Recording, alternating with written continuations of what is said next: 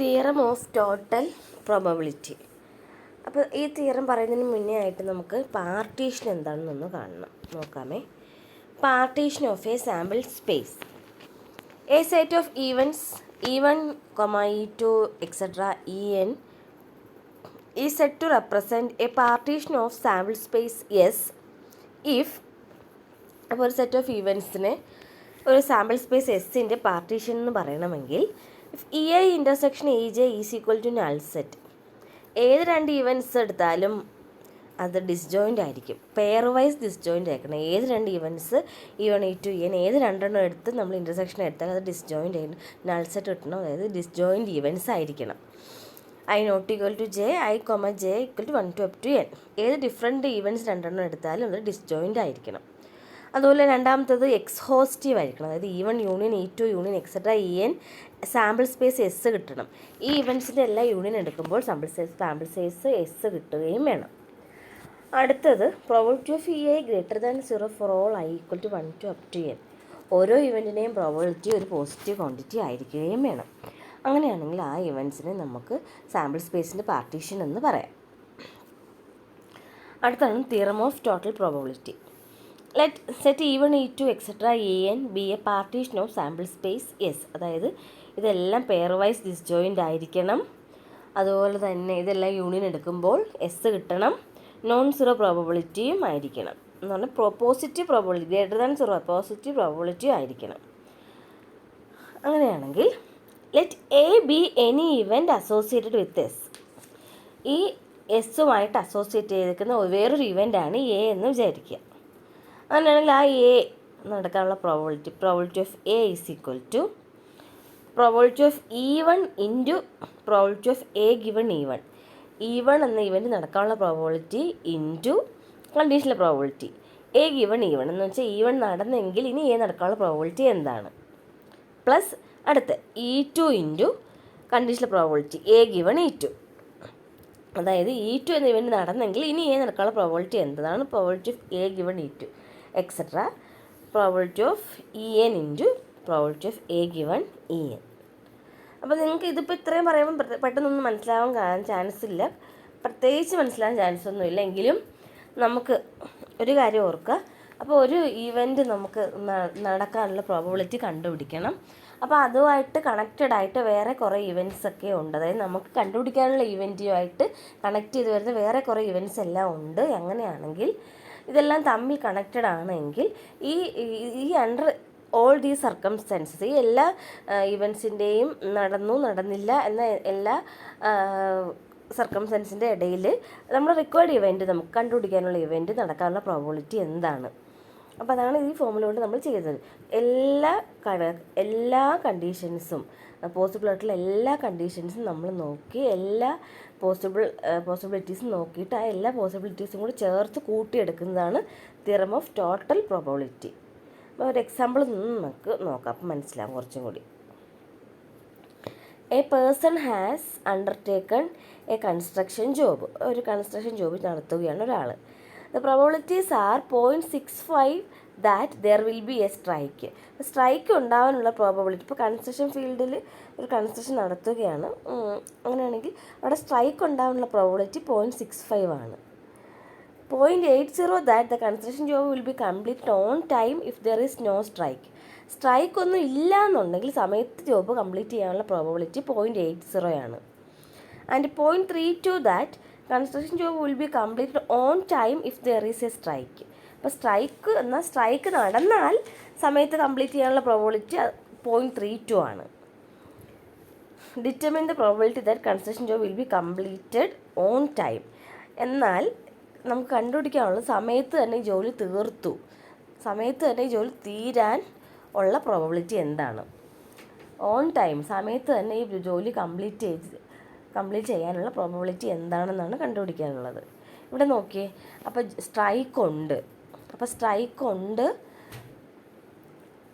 Strike ഉണ്ടാവാനുള്ള probability തന്നിട്ടുണ്ട്. അങ്ങനെയാണെങ്കിൽ സ്ട്രൈക്ക് ഉണ്ടാവാതിരിക്കാനുള്ള പ്രോബബിലിറ്റി നമുക്ക് കണ്ടുപിടിക്കാമല്ലോ.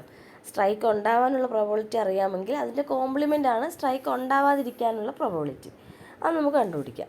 അതുപോലെ തന്നെ സ്ട്രൈക്ക് ഉണ്ടെങ്കിൽ സമയത്ത് ജോലി തീർക്കാനുള്ള ഒരു സ്ട്രൈക്ക് നടന്നാൽ സമയത്ത് ജോലി തീർക്കാനുള്ള പ്രോബബിലിറ്റി തന്നിട്ടുണ്ട്. സ്ട്രൈക്കൊന്നും ഉണ്ടായില്ലെങ്കിൽ സമയത്ത് ജോലി തീരാനുള്ള പ്രോബബിലിറ്റിയും തന്നിട്ടുണ്ട്. അപ്പോൾ സ്ട്രൈക്ക് ഉണ്ടാവാം, സ്ട്രൈക്ക് ഉണ്ടാവാതിരിക്കാം. സ്ട്രൈക്ക് ഉണ്ടായെങ്കിൽ സമയത്ത് ജോലി തീരാനുള്ള പ്രോബബിലിറ്റി എത്ര, സ്ട്രൈക്ക് ഉണ്ടായില്ലെങ്കിൽ സമയത്ത് ജോലി തീരാനുള്ള പ്രോബബിലിറ്റി എത്ര. അപ്പോൾ ഈ കണ്ടീഷനിൽ എല്ലാം ഉണ്ടാവാം, സ്ട്രൈക്ക് ഉണ്ടാവാം, ഉണ്ടാവാതിരിക്കാം. അങ്ങനെയുള്ള ഈ കണ്ടീഷനിൽ ഒരു ജോലി കൃത്യസമയത്ത് തീരാനുള്ള പ്രോബബിലിറ്റി എന്താണ്? അപ്പോൾ നമ്മൾ നോക്കണം, സ്ട്രൈക്ക് ഉണ്ടെങ്കിൽ ജോലി സമയത്ത് തീരാനുള്ള പ്രോബബിലിറ്റി എന്താണ്, അതിൻ്റെ കാര്യങ്ങളെല്ലാം നമ്മൾ കണക്കൂട്ടിയെടുക്കണം.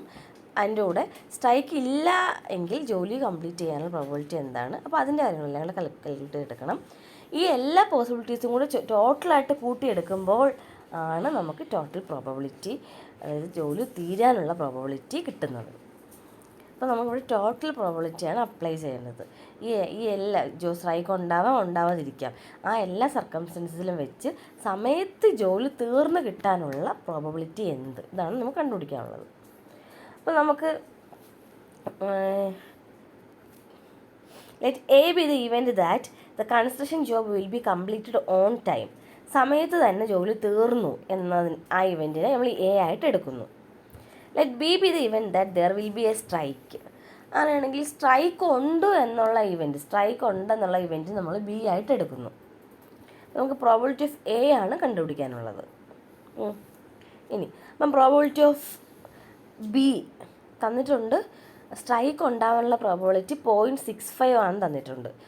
ബി ആണ് നമ്മൾ സ്ട്രൈക്ക് ഉണ്ട് എന്നുള്ള ഇവൻറ്റ് ബി ആയിട്ടാണ് എടുത്തേക്കുന്നത്. അങ്ങനെയാണെങ്കിൽ പി ഓഫ് ബി 0.65 ആയിരിക്കുമല്ലോ. അപ്പം സ്ട്രൈക്ക് ഉണ്ട് എന്നുള്ള പ്രോബബിലിറ്റി 0.65 ആണെങ്കിൽ പ്രോബബിലിറ്റി ഓഫ് നോ സ്ട്രൈക്ക് ഒന്നും ഉണ്ടാവാതിരിക്കാനുള്ള പ്രോബബിലിറ്റി എന്തായിരിക്കും? അതിൻ്റെ കോംപ്ലിമെൻ്റ് അല്ലേ, പി ഓഫ് ബി കോംപ്ലിമെൻ്റ് ആണ്. 1 minus P of B, 1 minus 0.65, 0.35. അപ്പോൾ സ്ട്രൈക്ക് ഉണ്ടാവാതിരിക്കാനുള്ള പ്രോബബിലിറ്റി നമുക്ക് കിട്ടി 0.35. ഇനി P of A given B, A given B എന്ന് പറഞ്ഞാൽ given that be has occurred, അങ്ങനെയാണെങ്കിൽ എ നടക്കാനുള്ള പ്രോബബിലിറ്റി, അതാണ് കണ്ടീഷണൽ പ്രോബബിലിറ്റിയാണ്. ബി എന്ന ഇവൻറ്റ് നടന്നു, അങ്ങനെയാണെങ്കിൽ ഇനി എ നടക്കാനുള്ള പ്രോബബിലിറ്റി എന്ത്, അതാണ് probability of A given B. B എന്ന് പറഞ്ഞാൽ സ്ട്രൈക്ക് ഉണ്ട് എന്നുള്ളതാണ്. അപ്പം probability of A given B എന്ന് പറഞ്ഞാൽ സ്ട്രൈക്ക് ഉണ്ട്, അങ്ങനെയാണെങ്കിൽ സമയത്ത് ജോലി തീരാനുള്ള പ്രോബബിലിറ്റി എന്താണ്, അതാണ് A given B. A given B എന്ന് പറഞ്ഞാൽ given that be has already occurred, അങ്ങനെയാണെങ്കിൽ ഇനി എ നടക്കാനുള്ള പ്രോബബിലിറ്റി എന്ത്, അതാണ് A given B. Given that be has already occurred, ഇവിടെ ബി എന്ന് പറഞ്ഞാൽ സ്ട്രൈക്ക് ഉണ്ട് എന്നുള്ളതാണ്. അപ്പോൾ എ ഗിവൺ ബി എന്ന് പറഞ്ഞാൽ സ്ട്രൈക്ക് ഉണ്ടെങ്കിൽ probability of completing the job on time. അപ്പോൾ ജോബ് സമയത്ത് കംപ്ലീറ്റ് ചെയ്യാനുള്ള പ്രോബബിലിറ്റി എന്ത് നമുക്ക് തന്നിട്ടുണ്ട്, അത് 0.32 ആണെന്ന് തന്നിട്ടുണ്ട്. സ്ട്രൈക്ക് ഉണ്ടെങ്കിൽ ജോലി സമയത്ത് തീരാനുള്ള പ്രോബബിലിറ്റി 0.32 ആണെന്ന് തന്നിട്ടുണ്ട്. അതുപോലെ തന്നെ സ്ട്രൈക്ക് ഇല്ല എന്നുണ്ടെങ്കിൽ, സ്ട്രൈക്കൊന്നും ഉണ്ടായില്ലെങ്കിൽ സമയത്ത് ജോലി കംപ്ലീറ്റ് ആവാനുള്ള പ്രോബബിലിറ്റിയും തന്നിട്ടുണ്ട്, അത് 0.80 തന്നിട്ടുണ്ട്. അപ്പോൾ സ്ട്രൈക്ക് ഇല്ല എന്നുണ്ടെങ്കിൽ, സ്ട്രൈക്ക് ഇല്ലാത്തപ്പോൾ സമയത്ത് ജോലി തീരാനുള്ള പ്രോബബിലിറ്റി എന്ന് പറഞ്ഞാൽ probability of A given B complement ആണ്. ബി കോംപ്ലിമെൻ്റ് എന്ന് പറഞ്ഞാൽ നോ സ്ട്രൈക്ക്. അപ്പോൾ സ്ട്രൈക്ക് ഇല്ലാത്തപ്പോൾ ജോലി സമയത്ത് തീരാനുള്ള പ്രോബബിലിറ്റിയാണ് A given B complement. B complement എന്ന് പറഞ്ഞാൽ സ്ട്രൈക്ക് ഇല്ല.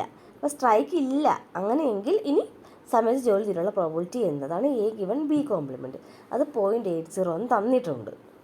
അപ്പം സ്ട്രൈക്ക് ഉണ്ട്, സ്ട്രൈക്ക് ഇല്ല, ഈ രണ്ട് കണ്ടീഷനിലും ജോലി സമയത്ത് തീരാനുള്ള പ്രോബബിലിറ്റി എന്ത്, അതാണ് ടോട്ടൽ പ്രോബബിലിറ്റി നമ്മൾ കണ്ടുപിടിക്കേണ്ടത്. പി ഓഫ് എ നമ്മൾ ഫോമുല അനുസരിച്ച് 2 കേസാണ് ഇവിടെ, സ്ട്രൈക്ക് ഉണ്ട്, സ്ട്രൈക്ക് ഇല്ല. അപ്പോൾ 2 കേസും കൂടി പ്രത്യേകം കണ്ടുപിടിച്ച് കൂട്ടിയാൽ മതി. P of B into P of A given B plus P of B compliment into P of A given B compliment.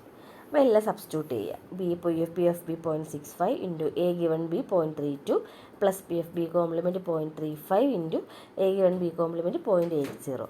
നമുക്ക് സിംപ്ലിഫൈ ചെയ്ത് കൂട്ടിയെടുക്കുമ്പം 0.488 എന്ന് കിട്ടും. Okay, next question. An earn contains 5 red and 5 black balls. ഒരു ഏണിനകത്ത് 5 red ബോളുണ്ട്, 5 black ബോൾസും ഉണ്ട്. A ball is drawn at random. ഒരു ball നമ്മൾ റാൻഡമായിട്ട് എടുക്കുന്നു. ഇറ്റ്സ് കളർ ഈസ് നോട്ട്, അതിൻ്റെ കളർ നോക്കുന്നു. And is return to the urn. Colour note ചെയ്ത് അതുപോലെ തിരിച്ചങ്ങ് ആ ഏണിലോട്ട് ഇടുന്നു. Moreover 2 additional balls of colour drawn are put in the urn. അപ്പോൾ ഏത് കളറാണോ നമ്മൾ ആദ്യം ഒരു ബോൾ എടുക്കുമ്പോൾ ഏത് കളറാണോ നോട്ട് ചെയ്തത് അതേ കളറിലുള്ള 2 ബോൾസും കൂടി ആഡ് ചെയ്യുന്നു. അപ്പോൾ ആദ്യം എടുത്തത് റെഡ് ആണെങ്കിൽ 2 റെഡ് ബോൾസും കൂടി അഡീഷണൽ ആഡ് ചെയ്യും. അതല്ല, ആദ്യം എടുത്ത ബോൾ ബ്ലാക്ക് കളർ ആണെങ്കിൽ 2 ബ്ലാക്ക് കളർ ബോൾസും കൂടി അഡീഷണലായിട്ട് ആഡ് ചെയ്യും. ഇതാണ് പറയുന്നത്. And then A ball is drawn at random. ഇങ്ങനെ 2 അഡീഷണൽ ബോൾസ് കൂടി ഇട്ടതിന് ശേഷം ഒരു ബോൾ പിന്നെ എടുക്കുന്നു. What is the probability that second ball is ready? അങ്ങനെയാണെങ്കിൽ ഈ രണ്ടാമതെടുത്ത ഈ ബോൾ റെഡ് ആവാനുള്ള പ്രോബിലിറ്റി എന്താണ്? ഇതാണ് ക്വസ്റ്റ്യൻ. ഒന്നുകൂടെ പറയാം. ഒരു ഓണിനകത്ത് 5 റെഡും 5 ബ്ലാക്ക് ബോൾസും ഉണ്ട്. റാൻഡമായിട്ട് ഒരു ബോൾ എടുക്കുന്നു, അതിൻ്റെ കളർ നോട്ട് ചെയ്യുന്നു, തിരിച്ചിടുന്നു. എന്നിട്ട് ഏത് കളറിലെ ബോളാണോ ആദ്യം എടുത്തത് അതേ കളറിൽ 2 ബോൾസും കൂടി അഡീഷണൽ ആഡ് ചെയ്യുന്നു. ആദ്യം റെഡാണ് എടുത്തതെങ്കിൽ 2 റെഡ് ബോൾസും കൂടി ആഡ് ചെയ്യുന്നു. ആദ്യം എടുത്ത ബ്ലാക്ക് ആണെങ്കിൽ 2 ബ്ലാക്ക് ബോൾസും കൂടി അഡീഷണൽ ആഡ് ചെയ്യുന്നു. അപ്പോൾ ഏത് കളറാണോ എടുത്തത് അതേ കളറിലുള്ള 2 ആഡ് ചെയ്യുന്നു. അപ്പോൾ ഏത് കളറാണെന്ന് പറയുന്നില്ല. 2 പോസിബിലിറ്റി ഉണ്ട്. ആദ്യം വേണമെങ്കിൽ റെഡ് എടുക്കാം. റെഡാണ് എടുക്കുന്നതെങ്കിൽ 2 റെഡ് ബോൾസ് അഡീഷണൽ ആഡ് ചെയ്യും. അതല്ല, ആദ്യം എടുക്കുന്ന ബ്ലാക്ക് ബോൾ ആണെങ്കിൽ 2 ബ്ലാക്ക് ബോൾസ് അഡീഷണലായിട്ട് ആഡ് ചെയ്യും. അപ്പോൾ ഇതാണ് കണ്ടീഷൻ. അങ്ങനെയെങ്കിൽ ഇനി രണ്ടാമതൊരു ബോൾ കൂടി എടുക്കുന്നു. രണ്ടാമതൊരു ബോൾ ആദ്യം ഒരെണ്ണം എടുത്ത് തിരിച്ചു വെച്ചു, 2 അഡീഷണൽ ബോൾസ് കൂടെ ആഡ് ചെയ്തു. ഇനി ഒരു ബോൾ എടുക്കുന്നു. ആ ബോൾ, ഈ രണ്ടാമതെടുത്ത ബോൾ റെഡ് ആവാനുള്ള പ്രോബിലിറ്റി എന്ത്? ഇതാണ് നമുക്ക് കണ്ടുപിടിക്കാനുള്ളത്. ഫസ്റ്റ് മനസ്സിലേക്ക് കാണുമല്ലോ. അപ്പോൾ നമുക്ക് ഈവൻസ് ആദ്യം ഡിസ്ക്രൈബ് ചെയ്യാം. Let even B the event that first ball drone is red. ആദ്യം എടുക്കുന്ന ബോൾ ബ്ലാക്ക് ആവാം, റെഡ് ആവാം. അപ്പോൾ നമ്മൾ ഈവൻ എന്ന ഇവൻറ്റ് ഡിസ്ക്രൈബ് ചെയ്യുന്നത് ആദ്യം എടുത്ത ബോൾ റെഡ് ആണെന്നാണ് ഈവൻ ഡിഫൈൻ ചെയ്യുന്നത്. E to be the event that first ball drawn is black. നമ്മൾ E2 എന്ന ഇവൻറ്റ് ഡിസ്ക്രൈബ് ചെയ്യുന്നത് ആദ്യം എടുത്ത ബോൾ ബ്ലാക്ക് ആവാനുള്ള ഇവൻ്റാണ് നമ്മൾ E2 ആയിട്ട് എടുക്കുന്നത്. ഇനി നമുക്ക് ഒരു ഇവൻറ്റും കൂടെ ഡിസ്ക്രൈബ് ചെയ്യണം. രണ്ടാമതൊരു ബോൾ എടുക്കുന്നുണ്ട്, അത് റെഡ് ആവാനുള്ള പ്രോബിലിറ്റിയാണ് കണ്ടുപിടിക്കാനുള്ളത്. രണ്ടാമതെടുക്കുന്ന ബോൾ റെഡാണ് എന്നുള്ള ഇവൻറ്റ് നമ്മൾ എ ആയിട്ട് എടുക്കുന്നു. Let A B the event that the second ball drone is red. അങ്ങനെയാണെങ്കിൽ പി ഓഫ് എ ആണ് നമുക്ക് കണ്ടുപിടിക്കാനുള്ളത്. നമുക്ക് ഓരോന്ന് നോക്കാം. Probability of even. P of even എന്ന് പറഞ്ഞാൽ ആദ്യം എടുത്ത ബോൾ റെഡ് ആവാനുള്ള പ്രോബിലിറ്റി. മൊത്തം ആ ആണിനകത്ത് 5 റെഡും 5 ബ്ലാക്കും ആണുള്ളത്. അപ്പോൾ ടോട്ടൽ 10 ബോൾസ് ഉണ്ട്. 5 റെഡാണ്. ഈ 5 റെഡ് ബോൾസിൽ നിന്നും ഒരു റെഡ് എടുക്കാനുള്ള പ്രോബിലിറ്റി നമുക്ക് കണ്ടുപിടിക്കാനുള്ളൂ. P of event. അപ്പോൾ total number of red balls 5. Number of red balls 5 divided by total number of balls 10. അപ്പോൾ റെഡ് ബോൾ എടുക്കാനുള്ള പ്രോബിലിറ്റി 5/10. നമുക്ക് 5 വെച്ച് കട്ട് ചെയ്യാം, 1/2 എന്ന് എഴുതാം. അടുത്തത് പി ഓഫ് E2 എന്ന് പറഞ്ഞാൽ ആദ്യം ബ്ലാക്ക് ബോൾ എടുക്കാനുള്ള പ്രോബിലിറ്റി. അപ്പം നമ്പർ ഓഫ് ബ്ലാക്ക് ബോൾസ് 5 ആണ്. അപ്പോൾ 5 divided by total number of balls 10 ആണ്. പ്രോബിലിറ്റി കണ്ടുപിടിക്കുന്നതൊക്കെ നിങ്ങൾക്ക് അറിയാമല്ലോ. Number of favourable cases divide by total number of cases. ഇതാണ് നമ്മൾ നോക്കുന്നത്. അപ്പോൾ ഇവിടെ ഫേവറബിൾ ആയിട്ട് 5 ഉണ്ട്, അതായത് ബ്ലാക്ക് ബോൾസ് 5 ഉണ്ട്, ടോട്ടൽ നമ്പർ ഓഫ് ബോൾസ് 10 ആണ്.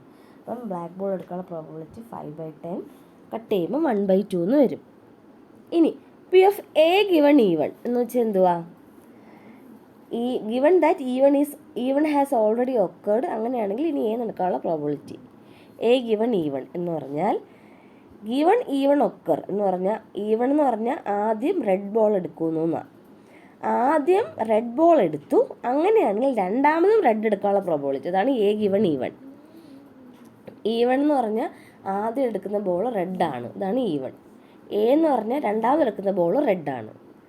അപ്പോൾ എ ഗിവൺ ഈവൺ എന്ന് പറഞ്ഞാൽ ആദ്യം റെഡ് ബോൾ എടുത്തു, അങ്ങനെയാണെങ്കിൽ ഇനിയും രണ്ടാമത് എടുത്തതും റെഡ് ആവാനുള്ള പ്രോബിലിറ്റി എന്ത്? അതാണ് എ ഗിവൺ ഈവൺ. ഓക്കെ, ഓർത്തോണം. ആദ്യം എടുക്കുന്ന ബോൾ റെഡ് ആണെങ്കിൽ 2 റെഡ് ബോൾസും കൂടെ നമ്മൾ അധികം ആഡ് ചെയ്യും. അപ്പോൾ ടോട്ടൽ ഇപ്പോൾ എത്ര റെഡ് ബോൾസ് ആയി? ആദ്യം 5 ഉള്ളായിരുന്നു, 2 കൂടെ ആഡ് ചെയ്യുമ്പോൾ ഇപ്പോൾ 7 റെഡ് ബോൾസ് ആയി. അപ്പോൾ ടോട്ടൽ നമ്പർ എത്ര ആയി? ആദ്യം ടോട്ടൽ 10 ആയിരുന്നു, 2 റെഡ് ബോളോട് ആഡ് ചെയ്തപ്പം ടോട്ടൽ നമ്പർ ഓഫ് ബോൾസും കൂടി 2 കൂടും, 12 ആവും. അപ്പം പ്രോബബിലിറ്റി എന്ന് പറഞ്ഞാൽ 7/12. മനസ്സിലായോ? നമ്മൾ ആദ്യം റെഡ് എടുത്താൽ അതിൻ്റെ ആ മീനിങ് 2 റെഡ് ബോൾസും കൂടി ഏണിലോട്ട് ആഡ് ചെയ്യും. അപ്പോൾ ടോട്ടൽ റെഡ് ബോൾസിൻ്റെ എണ്ണം ഇപ്പോൾ 7 ആയി മാറി. ടോട്ടൽ നമ്പർ ഓഫ് ബോൾസിൻ്റെ എണ്ണവും കൂടി 12 ആയി മാറി. 2 കൂടെ അഡീഷണൽ ആഡ് ചെയ്തുകൊണ്ടാണ് ഈ ചേഞ്ച് വന്നത്. അപ്പോൾ P of A given even എന്ന് പറഞ്ഞാൽ ആദ്യം റെഡ് എടുത്തു, രണ്ടാമതും റെഡ് എടുക്കാനുള്ള പ്രോബബിലിറ്റി എ ഗിവൺ ഈവൺ എന്ന് പറഞ്ഞാൽ 7/12. ഇനി P of A given E2 എന്ന് പറഞ്ഞാൽ ആദ്യം എടുത്തത് ബ്ലാക്ക് ആണ്. അങ്ങനെയെങ്കിൽ രണ്ടാമതെടുക്കുന്ന ബോൾ റെഡ് ആവാനുള്ള പ്രോബബിലിറ്റി എന്ത്? എ എന്ന് പറഞ്ഞാൽ എപ്പോഴും രണ്ടാമതെടുക്കുന്ന ബോൾ റെഡ് എന്നാണ്. അപ്പോൾ ഈ എ ഗിവൺ E2 എന്ന് പറഞ്ഞാൽ ആദ്യം ബ്ലാക്ക് എടുത്തു, എന്നാൽ രണ്ടാമത് റെഡ് എടുക്കാനുള്ള പ്രോബബിലിറ്റി എന്താണ്? അതാണ് എ ഗിവൺ E2. നമുക്കറിയാം ആദ്യം എടുക്കുന്ന ബ്ലാക്ക് ആണെങ്കിൽ 2 ബ്ലാക്ക് ബോൾസും കൂടെ അഡീഷണൽ ആഡ് ചെയ്യും. അപ്പം ടോട്ടൽ നമ്പർ ഓഫ് റെഡ് ബോൾസിൻ്റെ എണ്ണം ചേഞ്ച് ആവുന്നില്ല, കാരണം 2 ബ്ലാക്ക് ബോൾസാണ് ആഡ് ചെയ്യുന്നത്. അപ്പോൾ റെഡ് ബോൾസിൻ്റെ എണ്ണത്തിന് യാതൊരു ചേഞ്ചും വരുന്നില്ല. അപ്പോൾ എ ഗിവൺ E2 എന്ന് പറഞ്ഞാൽ ആദ്യം എടുത്തത് ബ്ലാക്ക് ബോൾസ് ആണ് എങ്കിൽ ഇനി റെഡ് എടുക്കാനുള്ള പ്രോബബിലിറ്റി. ആദ്യം ബ്ലാക്ക് ബോൾ എടുത്താൽ 2 ബ്ലാക്ക് ബോൾസാണ് ആഡ് ചെയ്യുന്നത്. അപ്പോൾ റെഡ് ബോൾസിൻ്റെ എണ്ണത്തിന് യാതൊരു ചേഞ്ചും ഇല്ല, അത് 5 തന്നെയാണ്. പക്ഷേ ടോട്ടലിൻ്റെ എണ്ണം മാറും, അത് 12 ആയി മാറും. അപ്പം എ ഗിവൺ E2 എന്ന് പറഞ്ഞാൽ 5/12 ആണ്. അങ്ങനെയാണെങ്കിൽ ഈ 2 കണ്ടീഷനിലും വെച്ച് ഇനി രണ്ടാമത് എടുക്കുന്ന ബോൾ റെഡ് ആവാനുള്ള പ്രോബബിലിറ്റി എന്താ? പി ഓഫ് എ എന്താ? P of E1 into P of A given E1 plus P of E2 into P of A given E2. നമ്മളിൽ എല്ലാം പ്രത്യേകം കണ്ടുവച്ചിട്ടുണ്ട്. സിംപ്ലിഫൈ ചെയ്യുന്നു. 1/2 ഇൻറ്റു 7/12 പ്ലസ് 1/2 ഇൻറ്റു 5/12. ഓക്കെ, ഈ രണ്ടിടത്തും 1/2 നമുക്ക് വേണമെങ്കിൽ